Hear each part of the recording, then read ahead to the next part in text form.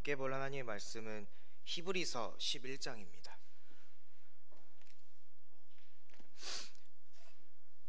히브리서 11장 33절부터 40절까지, 히브리서 11장 33절부터 40절까지 말씀입니다. 네, 찾으셨으면 제가 한 절 여러분이 한 절 교독하도록 하겠습니다. 그들은 믿음으로 나라들을 이기기도 하며 의를 행하기도 하며 약속을 받기도 하며 사자들의 입을 막기도 하며 불의 세력을 멸하기도 하며 환난을 피하기도 하며 연약한 가운데서 강하게 되기도 하며 전쟁에 용감하게 되어 이방 사람들의 진을 물리치기도 하며 여자들은 자기의 죽은 자들을 부활로 받아들이기도 하며 또 어떤 이들은 더 좋은 부활을 얻고자 하여 심한 고문을 받되 구차히 풀려나기를 원하지 아니하였으며 또 어떤 이들은 조롱과 채찍질 뿐 아니라 결박과 옥에 갇히는 시련도 받았으며 돌로 치는 것과 톱으로 켜는 것과 시험과 칼로 죽임을 당하고 양과 염소의 가죽을 입고 유리하여 궁핍과 환난과 학대를 받았으니 이런 세 사람은 세상이 감당하지 못하느니라. 그들이 광야와 산과 동굴과 토굴에 유리하였느니라. 이 사람들은 다 믿음으로 말미암아 증거를 받았으나 약속된 것을 받지 못하였으니 이는 하나님이 우리를 위하여 더 좋은 것을 예비하셨은즉 우리가 아니면 그들로 온전함을 이루지 못하게 하려 하시니라. 아멘. 이 추운 날씨에도 금요예배 오신 여러분을 주님의 이름으로 환영합니다. 오늘은 지난주의 말씀에 이어서 히브리서 말씀을 함께 나누려고 하는데요. 지난주에 오셨던 분이 많이 안 계셔서 짧게 지난주 말씀을 좀 설명을 드리도록 하겠습니다. 이 히브리서라는 성경이 쓰여진 배경은 로마 시대 때 기독교 박해가 가장 극심했던 시기로 다들 알고 있습니다. 그 당시에 그 박해받던 그리스도인들, 그러니까 유대교에서 그리스도인으로 개종했던 그 사람들에게 쓰여졌던 성경입니다. 그래서 지난주에 나눈 말씀이 전반부의 내용인데 그 부분은 예수님의 우월하심에 대해서 계속해서 설명합니다. 천사하고는 비교할 수 없이 우월하신 그 예수님, 그런데 그 예수님이 천사보다 못한 인간의 몸으로 오셔서 우리를 위해 죽어주셨다라는 것을 설명합니다. 그 당시에 그 그리스도인들은 예수님을 모른다라고 하면 살 수가 있었다고 합니다. 그러니까 유대교면은 살 수가 있었다고 합니다. 그래서 그 질문에 갈림길에서 고민하고 있는 그 수많은 그리스도인들에게 히브리서 저자가 말하는 것입니다. 예수님을 모른 척하고 목숨을 건지겠는가? 아니면 예수님을 믿는다고 하고 함께 죽겠는가? 오늘 말씀은 이제 그 후반부의 내용입니다. 히브리서는 그 한편의 설교 같은 말씀이라고도 하는데, 그래서 설교의 결론과도 같은 부분입니다. 오늘 본문이 있는 이 11장의 말씀은 이런 말씀으로 시작합니다. 여러분도 잘 알고 계시는 말씀입니다. 11장 1절을 함께 읽도록 하겠습니다. 시작. 믿음은 바라는 것들의 실상이요 보이지 않는 것들의 증거니. 믿음장이라고 불리는 이 11장의 시작 말씀입니다. 이렇게 믿음에 관해서 정의하고 있는 것 같은 이 말씀이 이제 조금은 혹시 다르게 느껴지십니까? 목숨을 걸고 예수님을 믿는다고 말해야 하는 이 사람들에게는 이 말씀이 조금은 무겁게, 또 조금은 두렵게 들렸을 것입니다. 이후에 이어지는 말씀 읽겠습니다. 2절입니다. 시작. 선진들이 이로써 증거를 얻었느니라.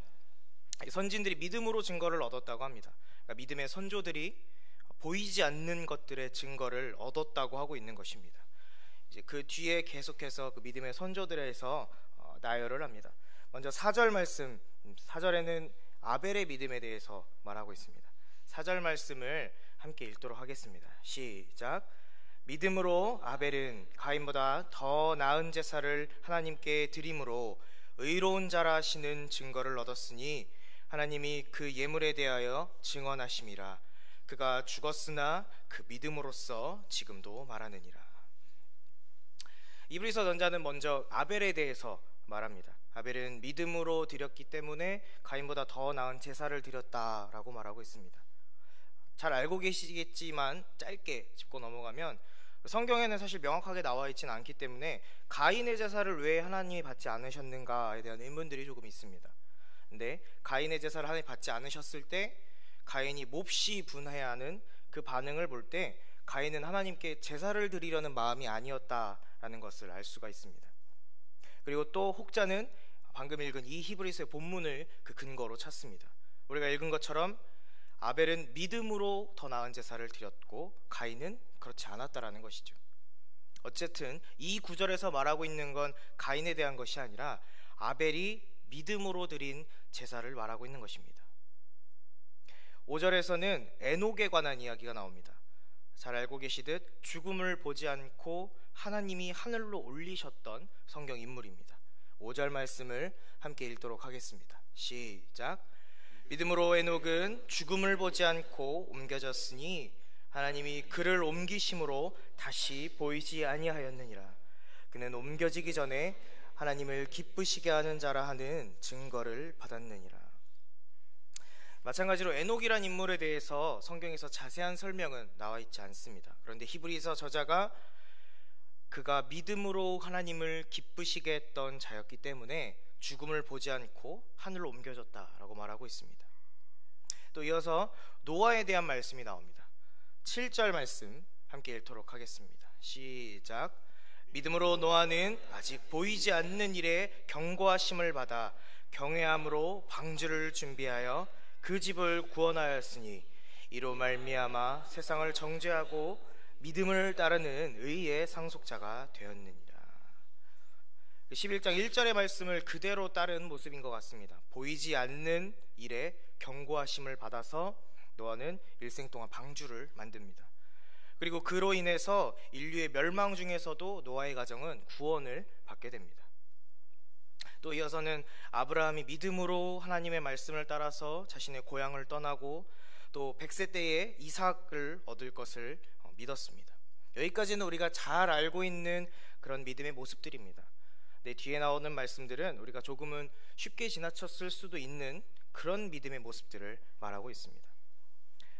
17절에서 19절까지 말씀을 함께 읽도록 하겠습니다. 시작.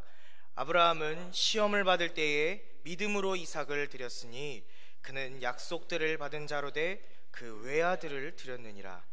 그에게 이미 말씀하시기를 내 자손이라 칭할 자는 이삭으로 말미암으리라 하셨으니 그가 하나님이 능히 이삭을 죽은 자 가운데서 다시 살리실 줄로 생각한지라. 비유컨대 그를 죽은 자 가운데서 도로 받은 것이니라. 이 아브라함이 이삭을 바칠 때의 믿음을 말하는 본문입니다. 100세 때 얻은 그 귀한 외아들 이삭을 바치는 아브라함의 믿음입니다. 사실 아브라함이 이삭을 바칠 때 어떤 심정이었을까라는 생각을 했을 때 예전에는 이삭을 바치고 나면, 이삭을 죽이고 나면 새 자녀를 또 하나님이 주실 것이라는 믿음이 있었겠구나라는 생각을 했습니다. 근데 히브리서 저자는 그게 아니라고 지금 말하고 있는 것입니다. 하나님이 분명히 이삭을 통해서 아브라함에게 자손들을 주실 것이라고 말씀을 하셨고, 아브라함은 그걸 믿고 있었기 때문에 혹여 이삭을 제물로 바치고 죽일지라도 하나님은 이삭을 다시 살려주실 것이다 라는 믿음이 있었다는 것입니다. 이 말씀은 창세기 22장 5절의 말씀을 보면 조금 더 정확하게 와닿습니다. 함께 읽도록 하겠습니다. 시작. 이에 아브라함이 종들에게 이르되 너희는 나귀와 함께 여기서 기다리라. 내가 아이와 함께 저기 가서 예배하고 우리가 너희에게로 돌아오리라 하고, 보면 내가 아이와 함께 가서 예배하고 우리가 너희에게로 돌아오리라. 그러니까 갈 때부터 아브라함은 이미 이삭과 돌아올 거라는 믿음과 확신이 있었다는 것이죠. 그렇기 때문에 그 믿음으로 인해 이삭을 죽은 자 가운데서 도로 받은 것과 마찬가지다라고 히브리서 저자는 말하고 있는 것입니다. 20절에 이어서는 이삭의 믿음에 대해서 말하고 있습니다. 20절 말씀 제가 읽어드리겠습니다. 믿음으로 이삭은 장차 있을 일에 대하여 야곱과 에서에게 축복하였으며. 사실 이 부분에 대해서도 조금 의문이 좀 생깁니다. 야곱과 에서에게 축복하는 그 모습이 왜 믿음의 모습일까? 그래서 예전에는 하나님의 말씀대로 하나님의 이름으로 내 자녀들을 축복할 때 그대로 이루어지겠구나라는 그 믿음이 있기 때문에 축복하는 그 모습이 믿음의 모습이겠구나라는 생각을 했습니다. 아마 그것도 틀린 얘기는 아닐 것입니다. 그 부분도 맞을 것인데 최근에 읽은 어떤 책에 보니까 이 부분을 이렇게 설명을 하고 있습니다. 이삭의 믿음을 대표할 만한 다른 일들이 사실 많이 있습니다. 첫 번째는 모리아산에서 아브라함이 이삭을 바치려 할 때, 아브라함은 120세가 다 돼가는 노인이었습니다. 한창 혈류양성했던 이삭은 힘으로 제압할 수 있었을 것입니다. 제가 어린 시절에도 할아버지가 저한테 이런 질문을 하신 적이 있습니다. 하나님이 아브라함한테 이삭을 바치라고 한 것처럼 하나님이 널 바치라고 하면 넌 어떻게 할래? 아마 제가 한 초등학교 5학년 정도로 기억을 하고, 아직은 믿음이 별로 없었던 때라고 이제 감안을 하시고, 그때 대답은 도망가야죠 라고 했었습니다. 근데 사실 그게 정상적인 반응일 것입니다. 근데 지금 생각해봐도 갑자기 할아버지가 어느 날 저한테 찾아오셔서 하나님이 너를 바치라고 하신다 라고 해서 저를 죽이시려고 하신다면 아마 할아버지를 말리고 아마 저도 한번 기도해 보겠습니다, 잘못 들으셨을 수도 있으니까 저도 기도하고 응답이 오면 제가 죽겠습니다, 아마 이럴 것 같아요. 이게 오히려 정상적인 반응일 것이라는 거죠. 근데 이삭은 그냥 아브라함의 말을 순종해서 죽임을 당하려고 했었죠. 첫 번째는 이런 모습이 있었고, 두 번째는 창세기 26장에 나오는 모습인데, 이삭이 살던 땅에 흉년이 들어서 이제 어디론가 옮기거나 뭐 다른 곳을 찾아가야 되는데 하나님이 이곳에 머무르라라는 말씀을 하십니다. 그래서 이삭이 순종을 하죠. 근데 그 흉년 중에 여태 수확했던 것보다 100배의 수확을 거뒀다라고 정확하게 26장에 설명을 하고 있습니다. 두 번째는 이런 믿음의 모습이 있고, 또 세 번째는 이삭이 가나안 땅에 머무르고 있을 때였는데, 목사님께서 아마 지난번 설교하셔서 알고 계실 텐데 우물을 팠던 얘기예요. 우물을 파면 시기하는 사람들이 와서 흙으로 이제 덮어버리는 거예요. 그러면 여기를 포기하고 또 다른 곳에 가서 또 우물을 파면 이제 여기를 이제 뺏는 거예요. 소유권을 주장하니까. 근데 이삭은 거기서 싸우는 걸 선택하는 게 아니라 그냥 양보하고 또 다른 곳을 가요. 그러니까 하나님이 어디로 가든 이삭을 돌보실 거라는 그 믿음을 가지고 그냥 계속 다른 곳을 우물을 파는 거예요. 그랬더니 후에는 블레셋의 왕하고 군대 장관이 와서 아브라함의 머리를 숙이는 장면이 나옵니다. 이런 믿음의 모습, 멋있는 모습이 벌써 세 가지나 되는데 왜 하필 그 에서와 야곱을 축복하는 모습을 히브리서 저자는 믿음의 모습으로 정했을까요? 이삭이 야곱과 에서를 낳았을 때 하나님이 하셨던 말씀을 이삭도 알고 있었어요. 큰 자가 작은 자를 섬기리라. 근데 이삭은 에서를 굉장히 사랑했다고 말합니다. 그래서 내가 사랑하는 그 에서를 축복하려고 하죠. 근데 야곱을 실수로 이제 야곱이 속여서 야곱을 축복한 것을 알고 났던 이삭의 반응이 어떤 반응이었냐면 성경에 심히 크게 떨었다라고 말하고 있습니다.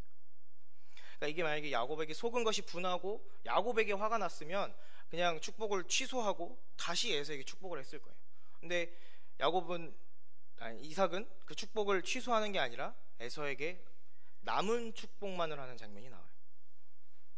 그러니까 이삭은 아무리 내가 사랑하는 자를 축복하려고 해도 하나님의 뜻이 아니면 될 수가 없구나라는 걸 깨달았다는 것이죠. 그래서 이삭은 자신의 뜻을 꺾고 하나님의 뜻이 성취되기를 기도합니다.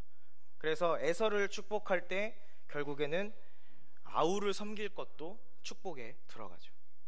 그러니까 우리의 뜻대로 이루려 해도 하나님 뜻이 아니면 우리가 할 수 없음을 깨달은 그 이삭의 모습이 히브리서 저자는 이삭의 믿음의 모습이다라고 말하고 있는 것이죠.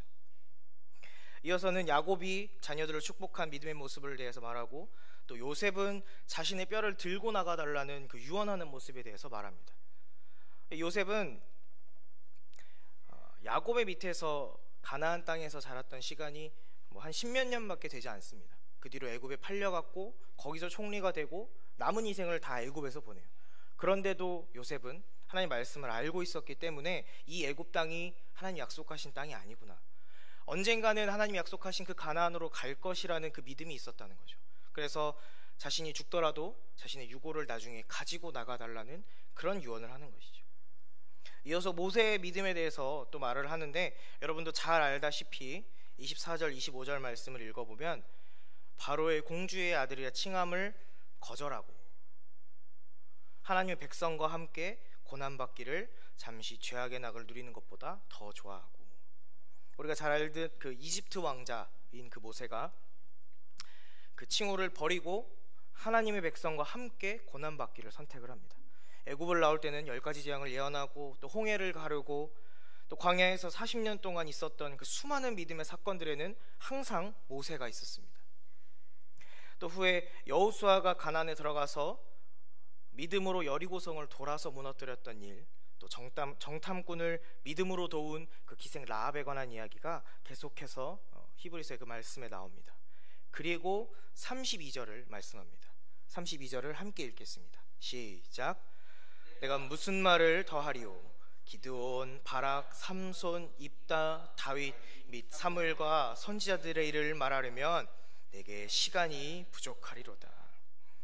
계속해서 믿음으로 아벨은 믿음으로, 노아는 믿음으로, 아브라함은 믿음으로라고 반복해서 소개했던 이 믿음의 선진들이 셀 수 없이 많다는 것입니다.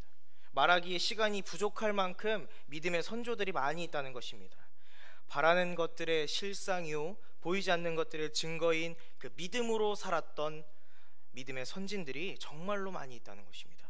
그런 후에 우리가 오늘 읽은 이 본문의 말씀을 합니다. 33절부터 37절까지 말씀을 제가 읽어드리겠습니다. 그들은 믿음으로 나라들을 이기기도 하며 의를 행하기도 하며 약속을 받기도 하며 사자들의 입을 막기도 하며 불의 세력을 멸하기도 하며 칼날을 피하기도 하며 연약한 가운데서 강하게 되기도 하며 전쟁에 용감하게 되어 이방 사람들의 진을 물리치기도 하며 여자들은 자기의 죽은 자들을 부활로 받아들이기도 하며 또 어떤 이들은 더 좋은 부활을 얻고자 하여 심한 고문을 받되 구차히 풀려나기를 원하지 아니하였으며 또 어떤 이들은 조롱과 채찍질뿐 아니라 결박과 옥에 갇히는 시련도 받았으며 돌로 치는 것과 톱으로 켜는 것과 시험과 칼로 죽임을 당하고 양과 염소의 가죽을 입고 유리하여 궁핍과 환난과 학대를 받았으니. 이 각 사건에 생각이 나는 성경 인물들이 아마 있으실 겁니다. 사자의 입을 막았던 다니엘, 또 풀무불에서 살아남았던 그 세 친구, 칼날을 피했던 엘리야, 또 톱으로 켜는 것으로 죽었던 이사야 등등. 그런 후에 38절에 이렇게 말씀합니다. 38절을 함께 읽겠습니다. 시작. 이런 사람은 세상이 감당하지 못하느니라. 그들이 광야와 산과 동굴과 토굴에 유리하였느니라. 이런 사람은 세상이 감당하지 못하느니라.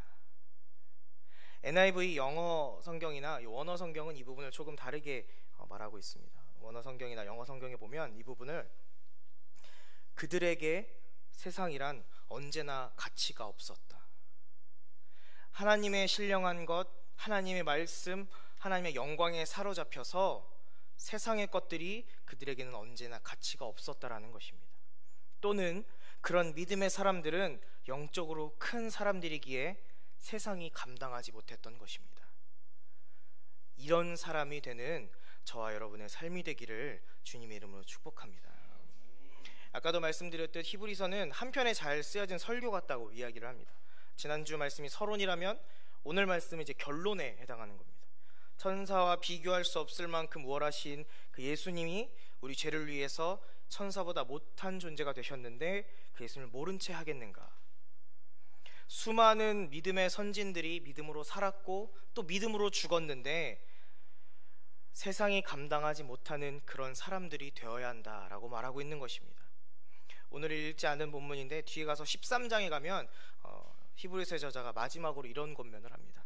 히브리서 13장 13절 말씀 함께 읽겠습니다. 시작. 그런즉 우리도 그의 치욕을 짊어지고 영문 밖으로 그에게 나아가자. 여기서 말하는 그는 예수님입니다. 예수님의 치욕을 짊어지고 영문 밖으로 나아가자는 말씀입니다. 이 영문 밖으로 나아가자는 것이 무엇일까요?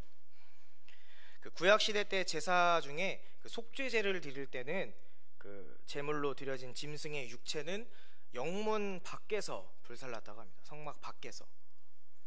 예수님께서도 우리의 죄를 속죄하시기 위해서 오셨을 때는 그 성문 밖에서 고난을 당하셨습니다. 자신의 피로 자신의 백성들을 거룩하게 하시려고 그리스도의 십자가형은 성문 밖에서 이루어졌습니다. 그러므로 우리도 그의 치욕을 지고 영문 밖으로 나아가자라고 권면하는 것입니다. 예수님이 지셨던 모욕과 불명예를 짊어지고 유대교의 안전함을 떠나라는 것입니다. 그리스도로 인해 곧 다가올 핍박과 모욕을 견디어내라는 것입니다. 그리고 이 권면은 히브리서 전체에서 저자가 말하고 있는 내용인 것입니다. 바라기는 예수님을 모른 채 하지 않는, 예수님이 우리 때문에 당하셨던 치욕을 짊어지고 성문 밖에서 처참하게 죽임을 당했던 그분께 나아가는 저와 여러분의 삶이 되길 축복합니다. 말씀을 마무리하려고 합니다. 히브리서가 쓰였던 시기는 아까도 말씀드렸듯 기독교의 박해가 가장 심했던 시기였습니다. 그들이 처한 상황은 마치 오늘 히브리서에서 설명하고 있는 그 믿음의 선조들이 처한 상황과 비슷해 보입니다. 산채로 사자들이 밥이 되어지고 불에 타서 죽고 칼로 죽임을 당하고 톱으로 죽임을 당한 이유는 하나였습니다. 그들은 하나님의 말씀을 따르고 예수 그리스도를 믿는 그리스도인이었기 때문이었습니다. 수많은 그리스도인들이 자신이 유대교라고 말하며 목숨을 건질 수 있었습니다. 예수 그리스도를 부인하기만 하면 살 수 있었습니다. 그런 갈릴김에 서 있는 사람들에게 오늘 히브리서 기자는 말하고 있는 것입니다. 수많은 믿음의 선조들이 믿음으로 살았고 믿음으로 죽었다고, 세상이 감당하지 못하는 세대가 되라고, 우리를 위해서 성문 밖에서 모욕을 당하고 죽어가신 그리스도를 모른 채 하지 말고 그 모욕을 짊어지고 그분께 나아가자고, 그렇게 수많은 그리스도인들이 예수 그리스도를 부인하지 않고 처참한 죽임을 당했습니다. 믿음으로 산다는 것은 어려운 말일 수도 있습니다. 믿음으로 산다는 것은 또한 여러 가지로 표현할 수 있을 것입니다. 적어도 오늘 우리가 함께 나눈 히브리서의 말씀을 통해서 믿음으로 사는 것이 어떤 것인지를 본다면 그것은 하나님의 말씀을 세상의 그 어떤 것보다 따르는 것입니다. 하나님의 말씀만이 나의 기준이 되는 것입니다. 예수 그리스도만이 내 삶의 기준이 된다는 것입니다. 세상의 어떤 것들보다도 하나님의 뜻이 내 삶에서 가장 중요한 것입니다. 그리고 그렇게 믿음으로 살 때 우리는 믿음의 선조들과 같이 세상이 감당하지 못하는 사람들이 될 것입니다. 바라기는 히브리서 11장에 나오는 이 믿음의 선조들의 삶을 표현할 때 믿음으로 아벨은, 믿음으로 노아는, 믿음으로 아브라함은과 같이 믿음으로 김기훈은, 믿음으로 정용래는, 또 믿음으로 이선재는 이라고 요약될 수 있는 우리들의 삶이 되기를 소망합니다. 예수님을 모른 채 하지 않는, 세상이 감당하지 못하는 사람이 되는, 영문 밖으로 예수님께 나아가는 저와 여러분의 삶이 되기를 주님의 이름으로 축복합니다. 기도하겠습니다. 사랑의 주님, 감사합니다. 추운 날씨에도 저에게 건강 주시고 하나님의 전에 나와서 예배할 수 있는 은혜를 허락하여 주심에 감사드립니다. 하나님, 오늘도 히브리서의 말씀을 통해 함께 은혜를 나누었습니다. 수많은 믿음의 선조들이 믿음으로 살고 또 믿음으로 죽었던 것처럼 우리들의 삶도 믿음으로 살고 믿음으로 죽는 삶이 되게 하여 주시옵소서. 세상의 것들이 언제나 우리에게 가치가 없는, 영적으로 하나님의 신령한 것들에 사로잡혀 세상이 도저히 감당할 수 없는 삶이 되는 우리들의 삶이 되게 하여 주시옵소서. 그럴 때에 예수님께서도 우리를 위해 당하셨던 그 모욕을 우리가 짊어지고 그분께 나아가는 우리들의 삶이 되게 하여 주시옵소서. 믿음으로 살았다라고 또 믿음으로 죽었다라고 요약할 수 있는 우리들의 삶이 될 수 있도록 주님 또한 인도하여 주시옵소서. 사랑이 많으신 예수님의 이름으로 기도드렸습니다.